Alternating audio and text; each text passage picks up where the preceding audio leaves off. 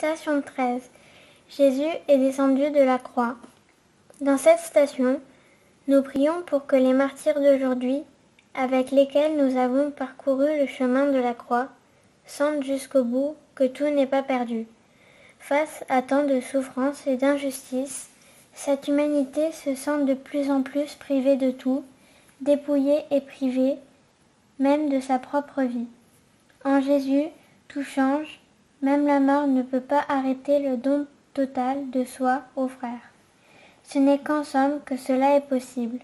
C'est l'héritage qui rassemble ceux qui restent sous la croix jusqu'à la fin. Seigneur, par ta croix et ta résurrection, tu nous as libérés. Tu es le sauveur du monde.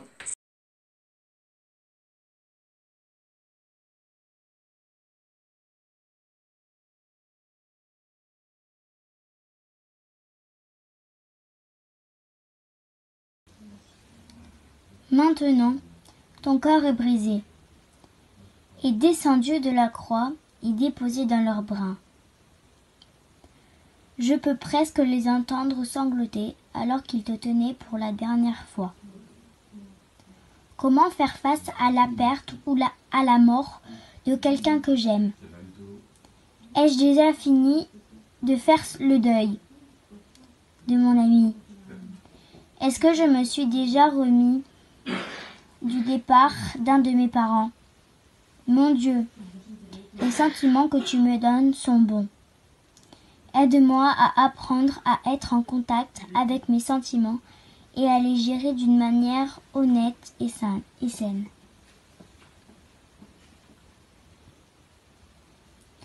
Lorsque j'ai perdu quelqu'un ou quelque chose et que je me sens triste ou en colère, aide-moi à comprendre la tristesse, la colère, l'incrédulité que ces mots qui t'aimaient ont dû ressentir lorsqu'ils t'ont tenu dans leurs bras cette dernière fois après ta mort.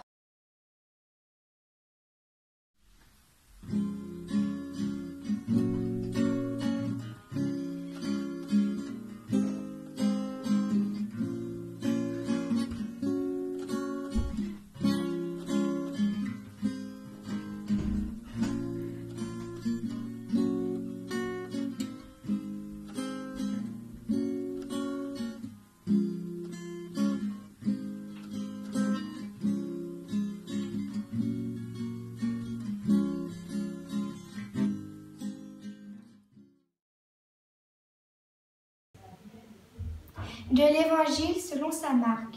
Quand il sortit de la banque, Jésus vit une grande foule, et il fut ému de compassion pour eux, parce qu'ils étaient comme des brebis qui n'ont point de berger. Il se mit à leur enseigner beaucoup de choses. Comme l'heure était déjà avancée, ses disciples s'approchèrent de lui et dirent : « Ce lieu est un désert, et l'heure est déjà avancée.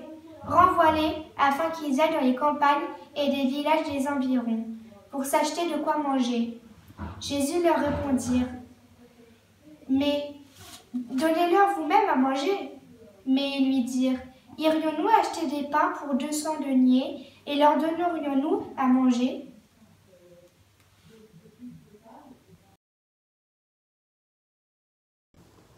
Laudato Si numéro 158.